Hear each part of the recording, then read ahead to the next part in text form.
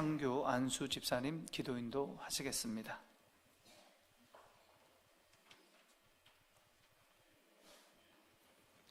사랑과 은혜가 풍성하신 하나님, 찬양과 존귀와 영광을 올려드립니다.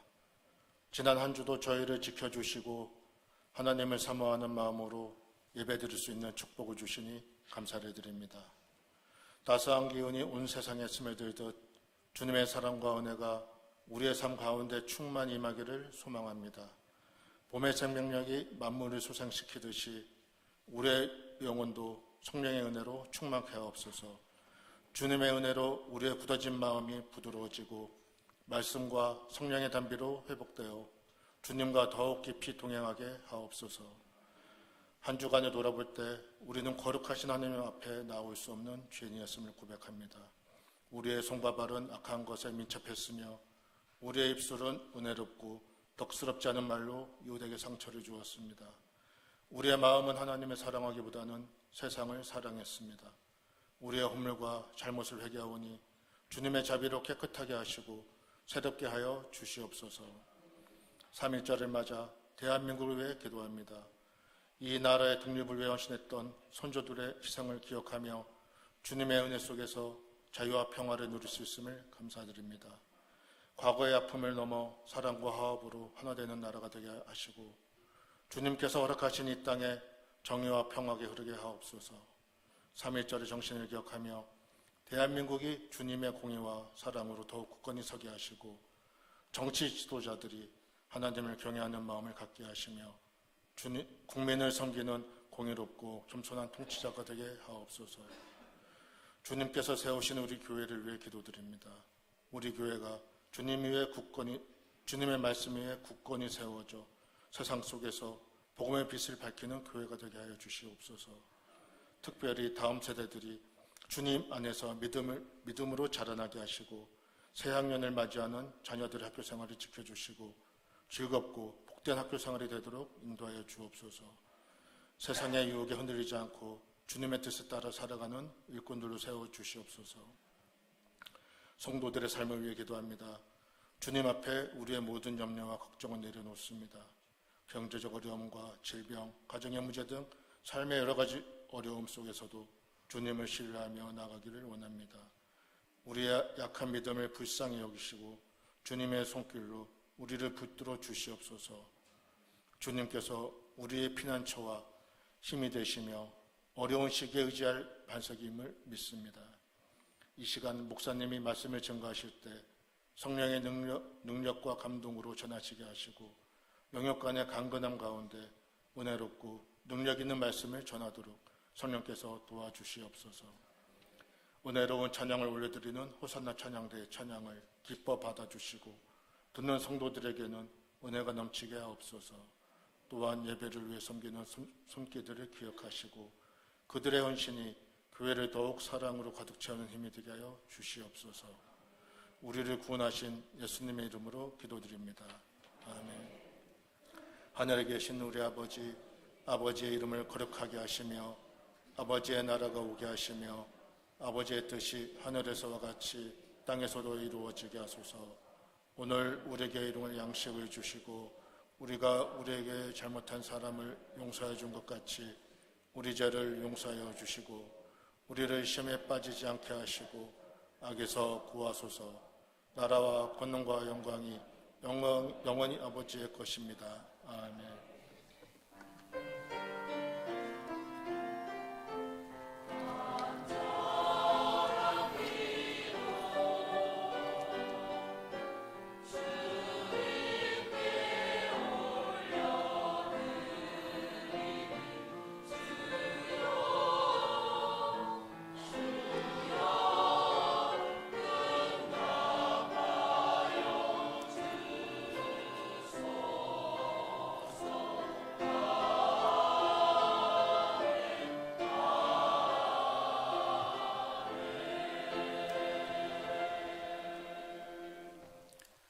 오늘 우리에게 주시는 하나님의 말씀은 느헤미야 8장 1절부터 5절까지의 말씀입니다.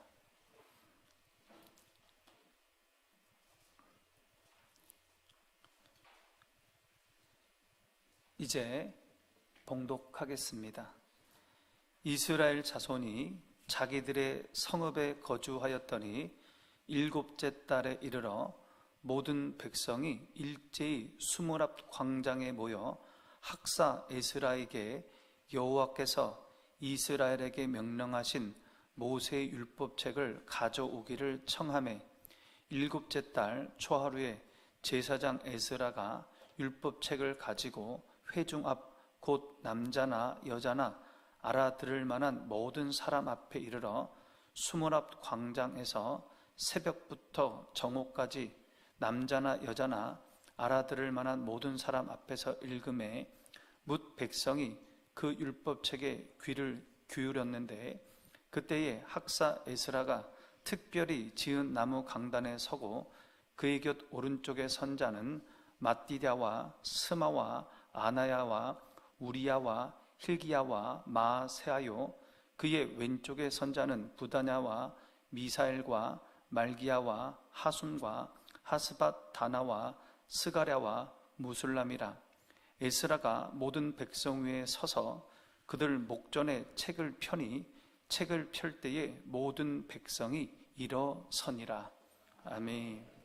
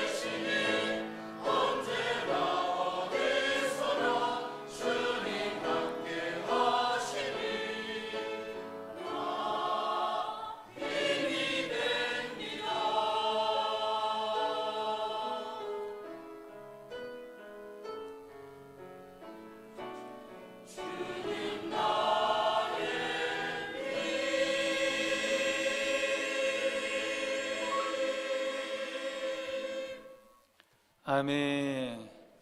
할렐루야. 네, 우리 함께 하십니다. 하나님 우리와 함께 하십니다. 하나님이 우리를 도우십니다.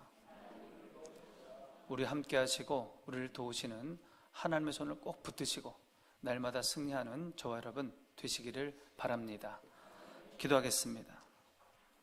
하나님 아버지, 거룩한 말씀으로 이곳에 오셔서 우리 눈에 눈물 닦아 주시고 우리 마음의 상처 보듬어 주시고 힘과 용기를 더해 주시고 지혜와 명철 주셔서 이 세상 넉넉히 이기게 하여 주시옵소서. 마음의 문을 활짝 열고 주의 말씀을 받게 하시고 몸으로 순종하여 순종하는 자에게 주시는 하나님의 놀라운 은혜와 복을 받아 누리게 하여 주시옵소서. 예수님의 이름으로 기도하옵나이다. 아멘. 사람들은 저마다 목마름에 애를 태우고 살아갑니다. 무엇인가가 부족하기에 그 부족을 채우기 위해서 애를 쓰고 살아갑니다. 지난 2022년에 돌아가신 대한민국의 지성이라고 불리웠던 이어령 교수는 자신을 평생 우물을 파는 사람이다 그렇게 얘기했습니다. 평생 우물을 파는 사람. 무엇인가 갈급함이 있는 거예요. 채워지지가 않아요. 평생 우물을 파는 사람이다 그렇게 얘기했습니다. 그래서 그 갈증을요, 명예로도 채워보고 돈으로도 채워보고 이것저것 여러 가지로 채워보았지만 결국 그 갈증, 그 목마름은 해결이 안 되더라는 겁니다.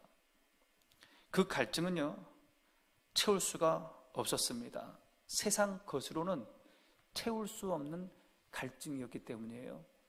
그 후에 이어령 교수는 예수님을 영접하게 됩니다. 그리고 그 갈증을 해결하게 돼요. 여러분, 지금 우리에게 필요한 것이 무엇입니까? 우리의 갈증을 해결할 수 있는 게 무엇입니까? 돈입니까? 명예입니까? 건강입니까? 이 세상에서의 성공입니까? 지난주에요, 인간은 경작할 수 없는 흙, 티끌로 지어졌다고 했습니다. 하나님은 그 티끌에 자신의 호흡, 하나님의 생기를 불어넣었다고 했어요. 그래서 우리가 사람이 되었습니다. 하나님의 생기가 우리에게 들어와서 우리가 생명이 되었습니다. 즉 인간에게 하나님이 없으면 우리 인생은요 허무하다는 겁니다. 허망하다는 거예요. 우린 티끌이에요. 티끌. 경작할 수 없는 흙. 하나님의 생기가 우리에게 들어올 때 우리에게 우리의 삶이 의미가 있는 것입니다. 결국 인간은 영적인 존재이기 때문에 영적 만족이 없으면요 행복해지지가 않아요. 아무리 이 세상 것을 많이 가지고 많이 누리고 산다고 해도 갈증이 납니다. 목마름이 생깁니다. 결국 인간은 하나님을 찾아야 됩니다. 하나님을 만나야 됩니다. 하나님과 교제하며 살아야 합니다. 그래야 영적인 만족을 누리게 되고 행복을 누리게 되는 겁니다. 오늘 우리가 읽은 본문은 느헤미야서의 말씀입니다. 느헤미야서.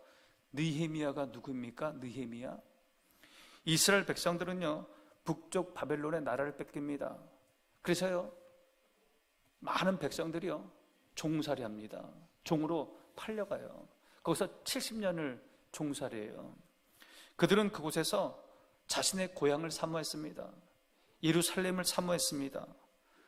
그렇게 70년을 살아가는 그들에게 하나님께서 은혜를 베푸십니다. 바벨론을 무너뜨린 바사한 고레스는요 70년 만에 이스라엘 백성들을 고국으로 가도 좋다고 허락을 해요. 너희 나라로 가도 괜찮다, 가라, 그렇게 허락합니다. 그래서 3차에 걸쳐 바벨론의 포로들이 고국 이스라엘로 돌아옵니다. 느헤미야는요 바사에 고이 걸렸는데 3차 포로 귀환 때 이스라엘 백성들을 데리고 고국으로 귀환을 합니다. 돌아보니까요 예루살렘 성읍은 황무하였습니다. 성문은 불이 탔고 성벽은 회파되어 있었습니다. 느헤미야는 예루살렘 성벽 재건을 위하여 고국으로 돌아온 겁니다. 귀환한 백성들은 느헤미야를 중심으로 성벽을 재건합니다. 주변의 온갖 방해를 극복하고 불가능해 보였던 성벽 재건에 성공을 하지요. 느헤미야 7장까지가 이 얘기예요. 성벽 재건하는 이야기. 그리고 오늘 8장에 들어서서 영적 대각성 부흥 운동이 일어납니다. 오늘 본문은 나팔절을 배경으로 하고 있습니다. 나팔절은 종교력으로 7월 1일입니다. 새해 첫날이에요. 새해 첫날 나팔절이라고 부르고요. 그들은 새해 첫날에 성회로 모입니다. 우리가 송구 영신 예배로 모여서 예배하잖아요. 해가 지나면. 마찬가지로 이스라엘 백성들도 나팔절에 새해 첫날에 모여서 성회를 갖습니다. 그래서 성벽을 재건한 이스라엘 백성들은 그날 예루살렘 성벽에 수문이 있는데 수문 앞 광장에 모였습니다. 바로 그곳에서 생각지도 못한 영적 부흥이 일어나게 된 것입니다. 여러분, 부흥이 무엇입니까? 부흥이 뭡니까? 영어로 리바이벌입니다. 리바이벌, 다시 살아난다는 거예요. 영적 부흥은 침체되어 있던 영적 상태가 다시 살아나는 것입니다. 다시 뜨거워지는 것입니다. 하나님에 대한 열정이 다시 일어나는 거예요. 그게 부흥입니다. 영적 부흥입니다. 이날 이스라엘 백성들은 영적 부흥을 경험하게 됩니다. 그 비결이 무엇이었을까요? 첫 번째, 그들은 심령의 부흥을 사모했습니다. 영적 부흥을 사모했어요. 하나님의 은혜를 사모했습니다. 1절에 보면요, 모든 백성이 일제히 수문 앞 광장에 모였다고 했습니다. 누가 모은 게 아니에요. 억지로 끌고 온 게 아닙니다.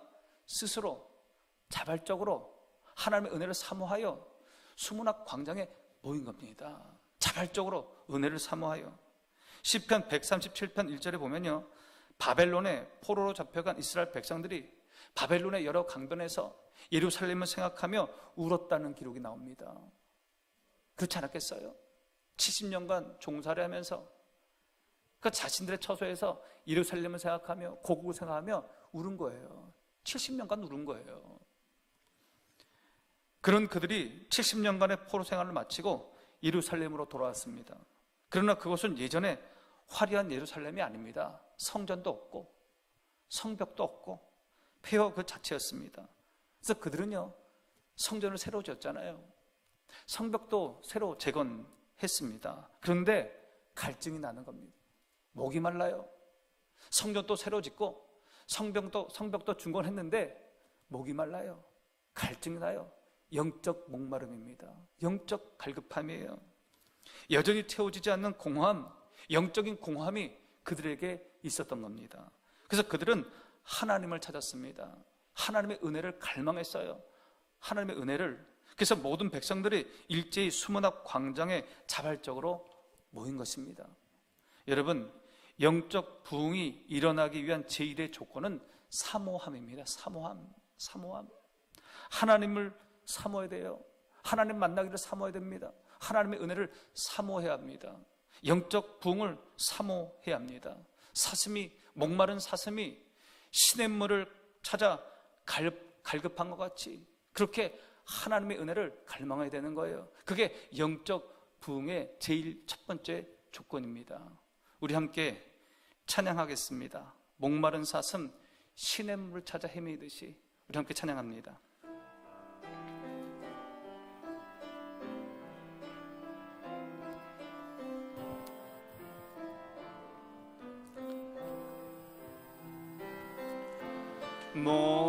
목마른 사슴 시냇물을 찾아 헤매이듯이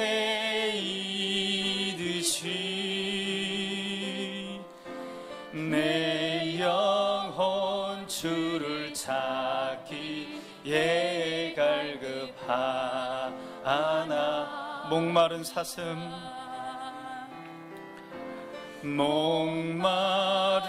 사슴 시냇물을 찾아 헤매이듯이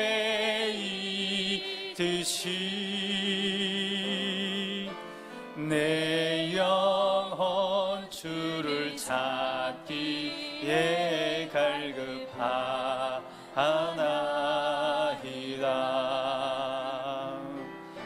주님만이 나의 힘, 나의 방패, 나의 장소망.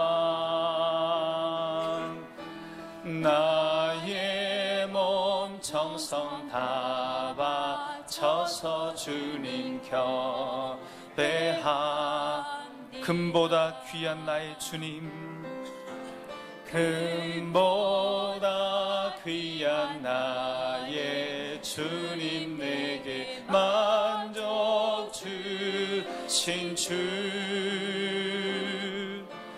당신만이 나의 기쁨 또한 나의 참 보배. 주님만이 나의 힘, 나의 방패, 나의 자소망. 나의 몸 정성 다 바쳐서 주님 곁에, 주님만이 나의 힘, 주님만이 나의 힘, 나의 방패, 나의 장소망.